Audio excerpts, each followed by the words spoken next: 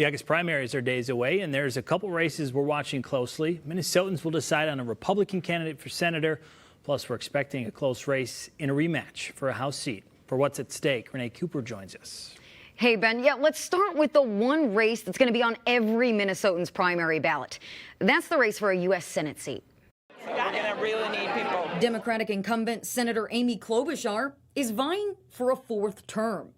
The battle, though, is in the Republican primary, the race to see who will face Klobuchar in November. The GOP endorsed Royce White, an ex-NBA player and populist conservative.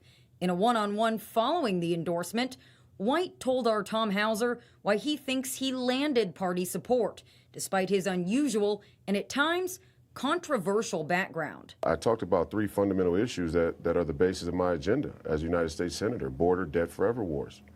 And that resonated. Businessman and Navy veteran Joe Frazier was the expected GOP frontrunner, deciding to run even without the endorsement. Forever War is a great bumper sticker to sell an issue that you do not understand. And in my case, I've worked with NATO. I understand our European allies. I've worked with the Middle East. I've worked with the Israelis throughout my career. In the latest KSTP Survey USA poll, Klobuchar has a double-digit lead in a hypothetical matchup against either Republican. Metro voters are also in for a tight congressional race in the Democratic primary between incumbent Congresswoman Ilhan Omar and Dawn Samuels.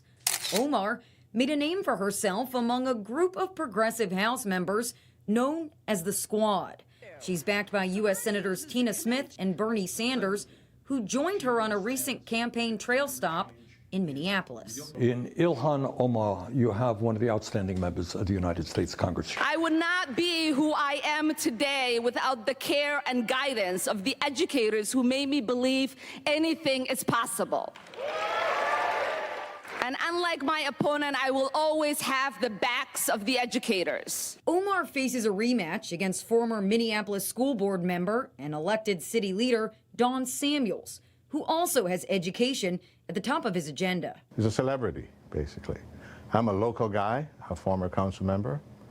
I live in the toughest part of the North Side by choice. I came into office and in a sacrificial approach to service.